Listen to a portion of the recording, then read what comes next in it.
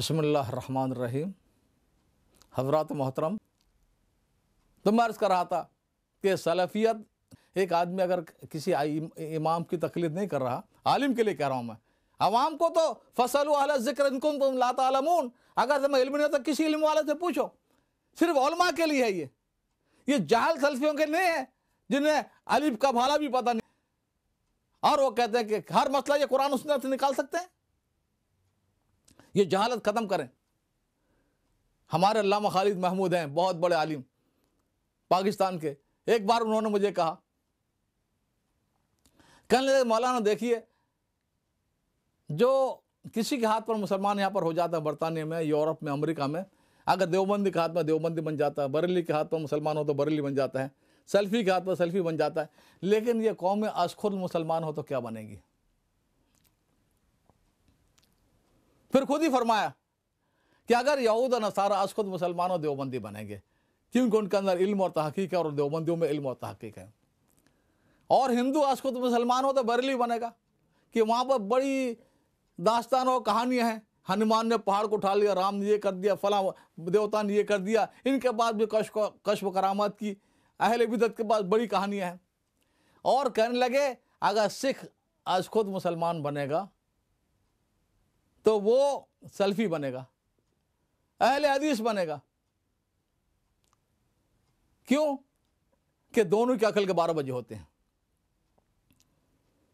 بھائی حدیث ایک من علم کے لیے 10 من عقل چاہیے، صرف الفاظ کا نام علم نہیں ہے، منشا حضور سے سمجھنا پڑے گا۔ عمر فاروق زیادہ سمجھتے ہیں، تم زیادہ سمجھتے ہو۔ جب سے قرآن کی آیت اتری ہے، فمن شہد منکم الشہر فلیصم، رمضان کی فرضیت ہوئی ہے 2 یا 3 ہجری میں، اس وقت سے حرمین میں 20 رکعت ہی پڑھی گئی ہے۔ کسی عشرہ مبشرہ میں یا خلفاء راشدین میں یا خود حضرت عائشہ کسی سے ثابت کر دیں کہ 8 رکعت کسی نے پڑھی ہو۔ ان لوگوں کا حال یہ ہے کہ یہ الفاظ لے کر پھرتے ہیں، اندھے۔ ایک سعودی عرب کا واقعہ ہے کہ ایک جگہ پر ایک عالم تھے، اللہ کی شان ان کے اکثر عالم نابینا ہیں۔ عبداللہ بن حمید جس زمان میں تھا، مدیر رمو نابینا تھے، عبداللہ بن باز نابینا تھے، ریاض کے مفتی نابینا تھے، بادشاہ کے استاد نابینا۔ تو ان سے کسی مسئلے پر بحث ہو رہی عالم سے، ان کو کہا کہ بھائی آؤ اس حدیث سے فیصلہ کر لو۔ کہنے لگے ایک شرط ہے، تم حنفی لوگ تعویلیں بہت کرتے ہو، تعویل نہیں ہوگی بلکہ ظاہری معنی مراد لینے پڑیں گے۔ ہم نے کہا قبول ہے۔ اب ہم نے آیت پڑھی، من کانا فی حاضر اعمیٰ فہو فی الآخرۃ اعمیٰ وأضل سبیلا، جس دنیا میں اندھا ہے آخرت میں بھی اندھا ہوگا اور گمراہ کر کے اٹھایا جائے گا۔ اب وہ لاکھ پڑھائے، پریشان بھی ہے کہ بھائی یہاں اعمیٰ کے معنی اندر کی آنکھیں، دل کی آنکھیں، میں نے کہا تم نے شرط لگائی تھی ظاہری معنی، ڈکشنری اور لغت سے جو ظاہری معنی مراد لینے پڑیں گے، تم نے شرط لگائی تھی۔ یہاں قرآن کا اندر کی آنکھ لکھا ہے، کہاں دل کی آنکھ لکھا ہے۔ تو میں عرض کر رہا تھا کہ آج ان سعودی حکمرانوں نے پورے ملت اسلامیہ میں چاند کے مسئلے میں انتشار کر رکھا ہے۔ پوری دنیا میں فیجی، جزائر فیجی، جہاں سے سورج طلوع ہوتا ہے، جہاں تاریخ بدلتی ہے، وہاں سے ہنالولو آخری جزیرہ 1 دن کا فرق ہونا چاہیے، ہمیشہ 2 دن آ کر سعودی عرب نکل جاتا ہے۔ جس طرح امریکہ تمہارا باپ ہے، چاند بھی تمہارا باپ ہے۔ چاند تو مختلف علاقوں میں نکلتا ہے، کبھی ساؤتھ افریقہ کی طرف طلوع ہوتا ہے، کبھی برازیل کی طرف سے، کبھی ملیشیا انڈونیشیا کی طرف سے، اس کا مطلب الگ الگ، ہر سب سے پہلے آپ کے پاس آ جاتا ہے۔ تو میں عرض کر رہا تھا پوری امت میں انتشار، پورا عالم اسلام میں ایک عید ہو سکتی ہے، مراکش سے انڈونیشیا تک، پوری دنیا میں۔ یہ سعودی حکمرانوں کی حرکتوں کی وجہ سے آج مسلمان یہاں 3 عیدیں کر رہے ہیں۔ ہر جگہ انتشار ڈال رکھا ہے، علم کے نام پر بھی اور مذہب کے نام پر بھی اور عید کے نام پر بھی، ہر اعتبار سے۔ آج کی سلفیت کیا ہے؟ ابھی چند دن پہلے کالج میں، ابراہیم کالج میں، کچھ سلفی نوجوان میرے پاس تشریف لائے تھے، ان سے باتیں ہوتی رہی۔ میں نے عرض کیا کہ آج جو 4-5 گروپ ہیں بڑے بڑے سلفیوں کے، ان کے سب کی کتابیں میں نے پڑھی ہیں، اس میں سلف کے معنی ہے سلف جسے اصل میں کہا جاتا ہے صحابہ، تابعین، تبع تابعین، یا پہلی، دوسری، تیسری صدی ہجری کے اکابرین اور علماء اور اس دور کے لوگ. میں نے کہا کہ تبع تابعین میں ائمہ اربعہ میں تین شخصیت آ گئی، اور اگر 3 صدی تو سارے ائمہ اربعہ آ گئے، بہت سارے آ گئے. تم جنہیں سلف کہتے ہو، ابن تیمیہ رحمۃ اللہ علیہ، وہ تو 8ویں صدی ہجری کے ہیں، اور محمد بن عبد الوہاب رحمۃ اللہ علیہ وہ 12ویں صدی ہجری کے ہیں، اور وہ حنبلی ہیں، مقلد ہیں امام احمد بن حنبل کے. تمہاری طرح بے مہار شتر بے مہار نہیں ہیں. یعنی ظاہر کی بات ہے کہ ہر انسان ہر فن میں کسی بڑوں کو مان کر چلنا پڑتا ہے. ایک میڈیکل ڈاکٹر آتا ہے تو سارا خود تجربات نہیں کرتا، صدیوں کے تجربات کو سامنے رکھ کر اس کو تسلیم کر کے آگے بڑھتا ہے. ایک انجینئر صدیوں کے تجربات کو لے کر آگے ہر فیلڈ میں. اس طرح دین کا مسئلہ ہے. مجھے کوئی سلفی بتا دے کہ زندگی کے ہر مسئلے کو ڈائریکٹ براہ قرآن حدیث سے نکالتا ہوں. جس طرح پر یہ لوگ تحریف کرتے رہتے ہیں. حدیث میں جہاں کہیں اصحاب حدیث کی فضیلت ہے تو اس سے یہ اہل حدیث مراد لیتے ہیں. بھئی اصحاب حدیث تو وہ محدثین تھے کہ جنہوں نے حدیث پر زندگی کھپا دی تھی. حدیث اوڑھنا بچھونا تھا. ایک ہی حدیث کے لیے ملکوں کا سفر کیے تھے، ساری مشقتیں اس کے لیے برداشت کی تھی. اب ان کے سامنے کوئی حدیث آتی جو صحیح سند سے ثابت ہوتی تو ان کے امام کا مذہب ہو یا نہ اس پر عمل کر لیتے تھے. تو یہ جاہل اہل حدیث، ان کے علماء کو نہیں کر رہا میں، ان جاہلوں کو، وہ کسی کی تقلید کریں گے اگر ائمہ مجتہدین کی نہیں کریں، غیر مجتہدین کی کریں گے.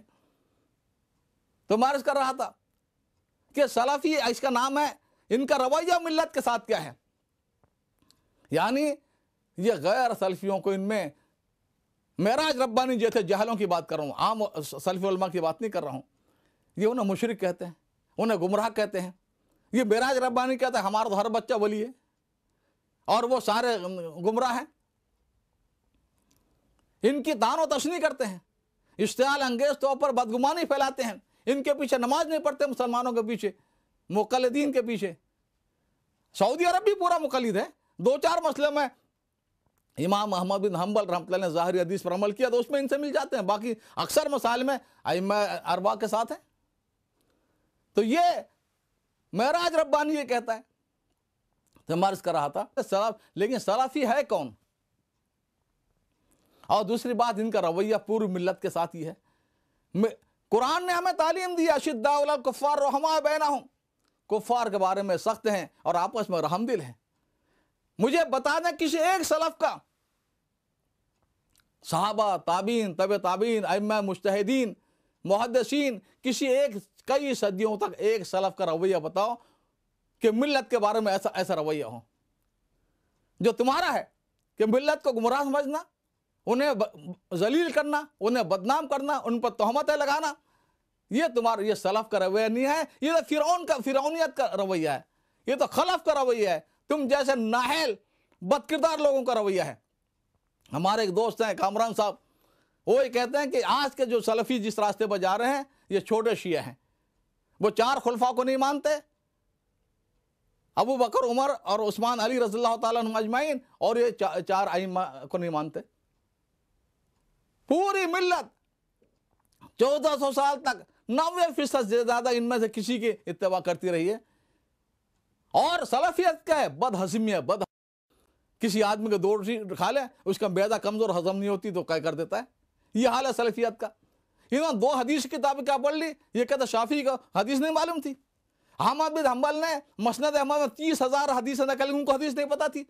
امام مالک کو جو زندگی بھر 10 حدیث کا دیتے رہے، 6 جلد میں جن کی کتاب ہے، ان کو حدیث نہیں پتا تھی. امام اعظم کو حدیث پتا نہیں تھی.